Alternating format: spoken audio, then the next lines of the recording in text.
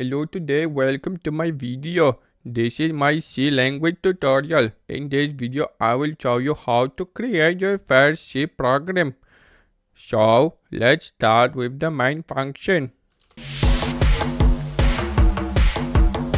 Now you have your first program. It is the program that returns nothing.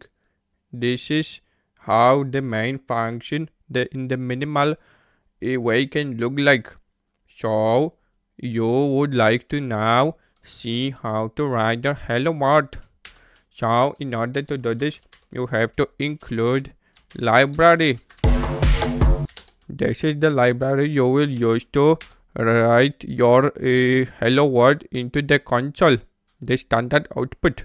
And now let's write it. This is how we can write our output into the standard output. Let's compile it. As you can see, now we see hello world in our output. And let's write something more ambitious. And first, you have to add some arguments to the your main function, because it is how we will receive input.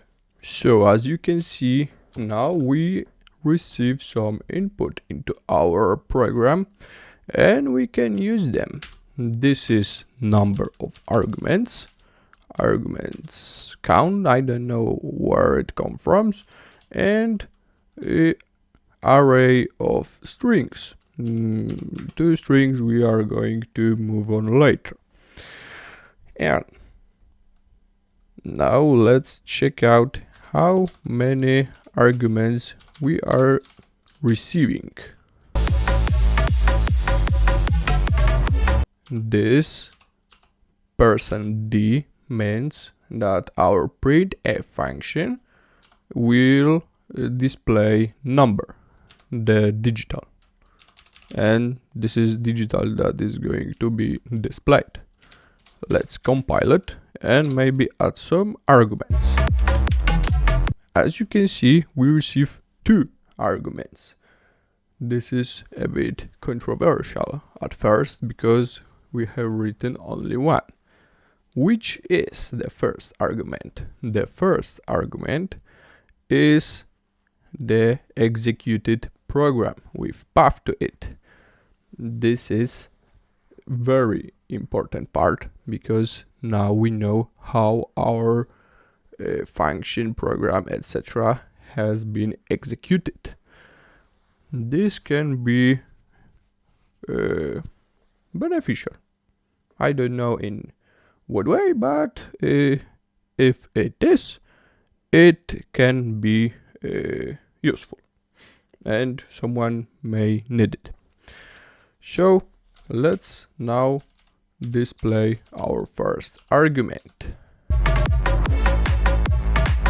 And as you can see, this is our path to program with name of it, how it was executed. So now let's create a simple calculator using it.